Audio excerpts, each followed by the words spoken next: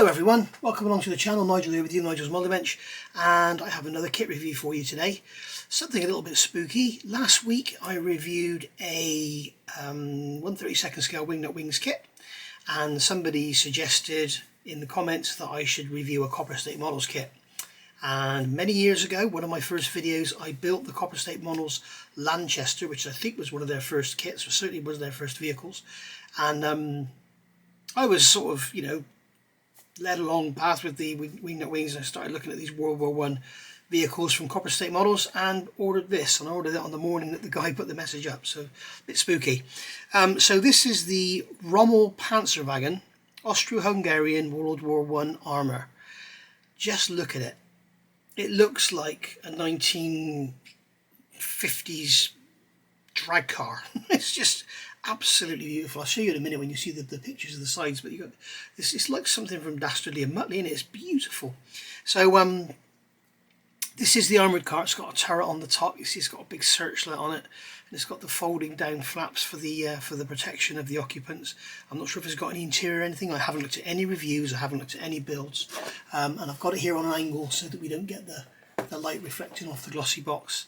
It's quite interesting actually, this artwork, because it looks like an actual photograph in the background. It looks like a real photograph, and then they've overlaid this 3D image of the vehicle on the front. I'm not sure if any real ones exist or anything. As I say, I haven't looked for anything.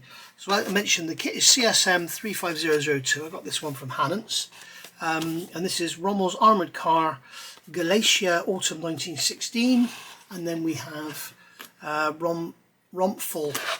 It's not Rommel, it's Romfell, sorry. Romfell Armoured Car Spring 1917. So two different versions on there. Obviously that's the one you go for with the big German cross on the side. And then on the other side of the box we've got some information about, it's a kit and you can enjoy it and it doesn't have paints and don't eat things and stuff like that. So very nicely packaged, nice rigid box. I haven't looked in here yet. So we've got a box within a box, which is the normal Copper State way. And as you can see from that image there, you can see what a beautiful looking thing it is. It really does look like something from, the drag racing days. So, into the box. Very, very strong cardboard box. And also note, really nicely packaged. We were talking about packaging the other night with Moss on his stream, and we were looking at some Heller kits that don't even have bags. So, and they're just rattling around in there. So anyway, there we go. So we've got some instructions here, which Vorschrift, Montagnlichtung, Romfell Panzerwagen, can't believe I read that as Rommel, Budapest 1915, Aus der Druckerei des KUK Kriegsministeriums. Here we are. I've completely messed that up, haven't I? So there we go. They're from Latvia, Riga. Used to work with a girl from Riga in Latvia. So there we go. Very nice instructions, as you can see. All sort of aged to look old. We got some information about the real thing here, so very, very nice indeed. And then probably here we're going to get into the build. So we've got sprue call outs, and then we're into the build. We've got full engine by the look of it as well. So we have one bag of 2 sprues there, so there's 2 identical sprues there by the look of it. We have a bag there of some suspension parts and body parts and engine parts and all sorts. We have a bag here which is very, very nice indeed. Very nice grey plastic. I seem to remember this is lovely to work with when I built the Lanchester. And then here we have sprues with the side panels on, so it's quite a sizable little vehicle this. Chassis there with integrally moulded in, so you don't have to build up a chassis, so that's great for the newer modelers. And then we've got our clear parts here on a clear sprue, and then we have here our decals facing up in the bottom of the box, which they'd be facing down, and very nice they are too, and they're by cartograph, so they're going to be wonderful. So let's have a look at the instructions, and then we'll come back and have a look at the model. As I say, I haven't looked at this at all, so here we go. So Budapest on 1st of December 1915. So there's some history about the vehicle there, so I can leave that there and you can zoom in and read it should you wish to. And it's all in English, which is nice. And then we've got some chassis design there, and then we're adding the body on.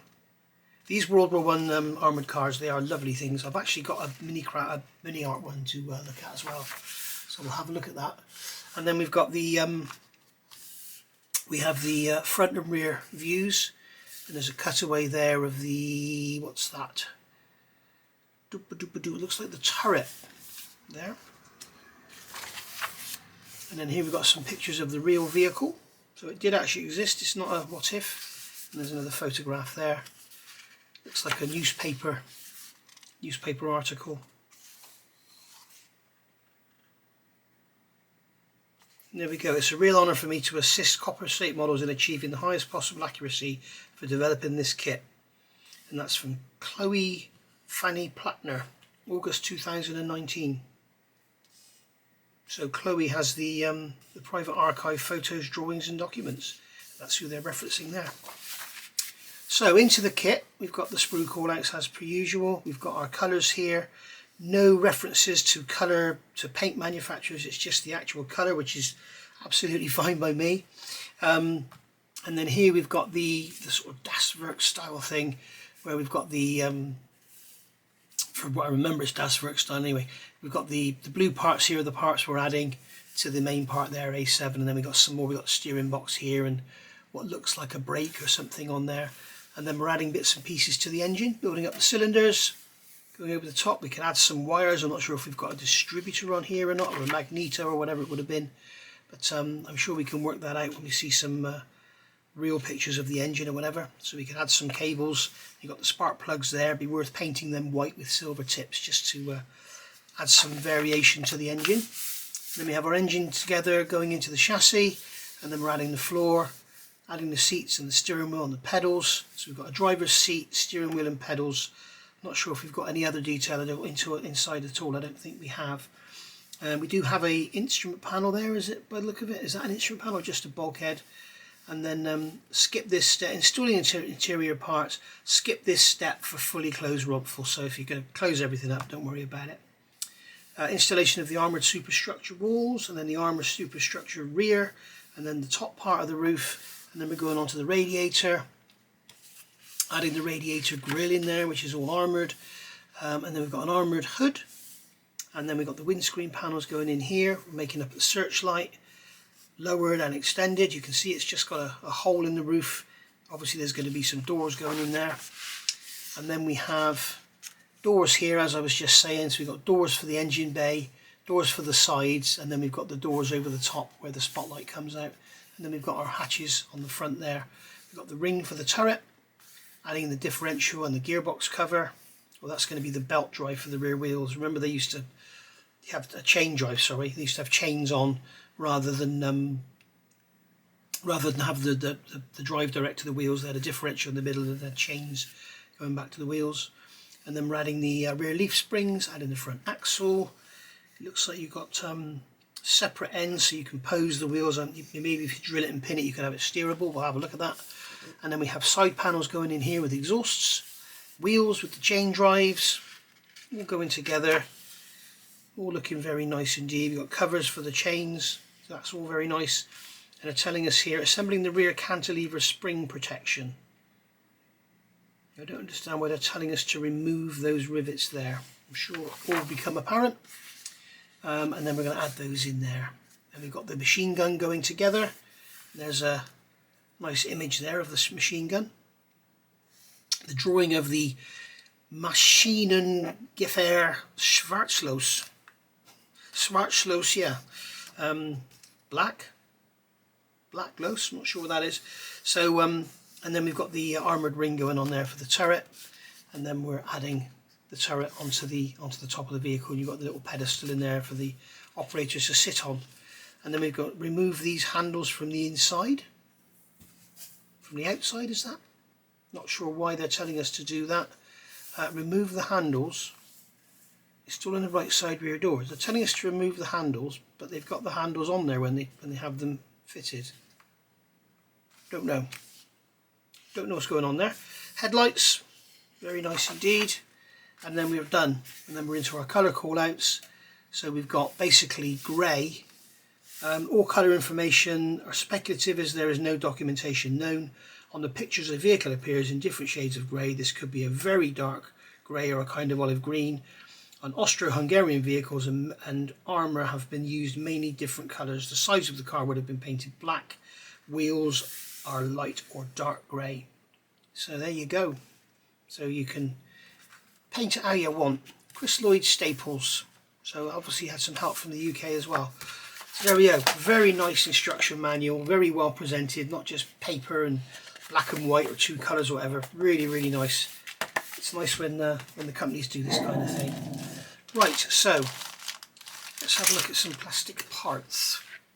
So here we have two identical screws, and these are engine parts and wheels.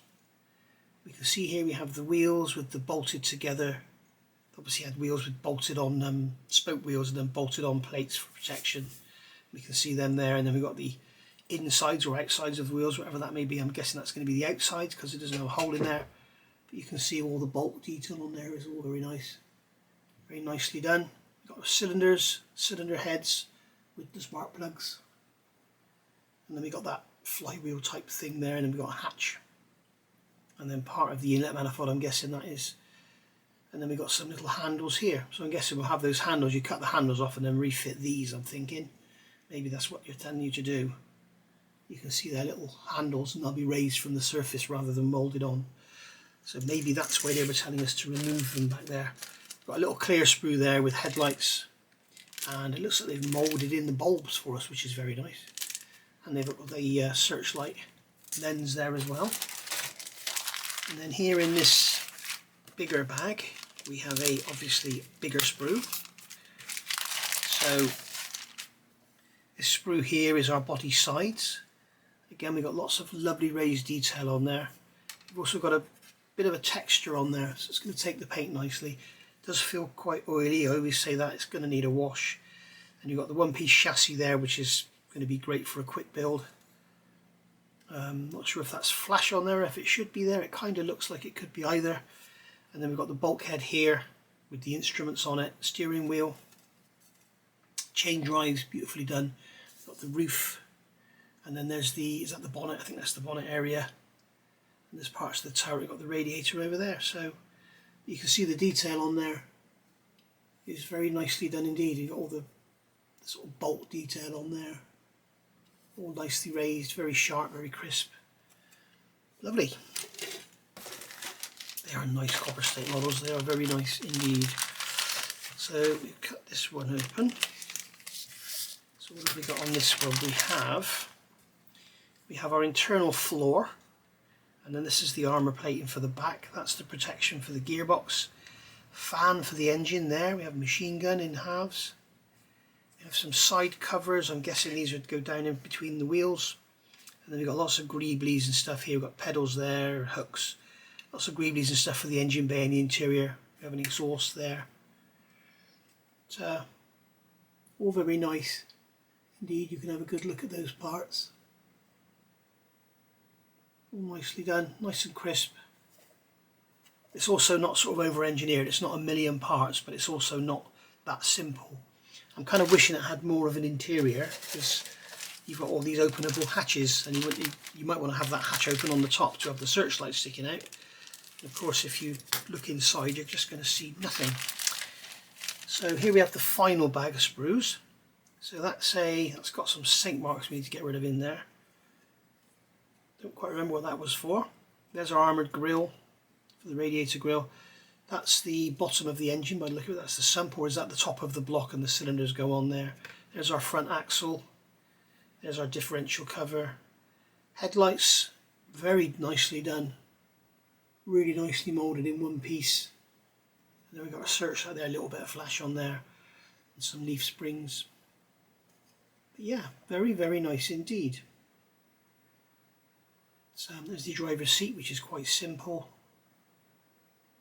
So it'd be nice to see some pictures of the inside. Maybe you could just scratch build something. Maybe, I don't know, maybe it didn't have anything in there. Maybe it was just empty. I don't know. So there's the, this is the central pillar for the turret, and that's the mounting for the machine gun there. And then that's their little seat where the operator will sit. So, yeah. And then here we have a little sealable back, which is a great idea for your decals. Unfortunately it's not sealed. And these are going to be beautiful because they're made by Cartograph. You can see we've got a little Romfell there in white. And then we have the German cross there, all broken down. So really, really nice. They've got quite a gloss to them. They've no carrier film on them whatsoever. I'm not going to mention register because they're basically one colour, aren't they? But yeah, very nice indeed. So there we go. That has been a review of Copper State's models. One of their early kits this is. I can't believe I didn't notice it before. This is Copper State Models Romfell Panzerwagen, not Rommel Panzerwagen, Nige. And it does look very nice. So as you can see on here, we have like an olive green colour scheme. We have a white interior with the doors open and everything. It looks like maybe it was just empty inside. And then in the instructions, as I say, in the colour call-outs, they're calling for black size. This could have been a very dark red. On Austro-Hungarian vehicles and armour have been used many different colours. The sides of the car could have been painted black. Wheels are light or dark grey. So I don't know, it might be sort of nice to do it with the green colours rather than the typical German grey. No one's going to tell you you're wrong, whatever you do, I guess. Oh, somebody will. Somebody out there will tell you you're wrong, won't they? It's nice they're giving us dimensions here as well for the painting of the bands. So you don't actually get that white square, you paint it, but they're giving you the dimensions here. And I do wonder if here that dimension is drawn as on the surface, or if it's actually perpendicular or in line with the center line of the axle. So is it 13mm as you look at it like that, or is it 13mm like that? So we'll have to have a look. But on the whole, a model I am very much looking forward to putting together because it's going to be quite simple, quite quick, and a nice little mojo builder, nice little quick one. Might even do it off camera, this one. Thanks for watching, guys. Hope you enjoyed that. Go get yourself one. It's not extortionately priced. Available from Hannants in the UK. Bye for now.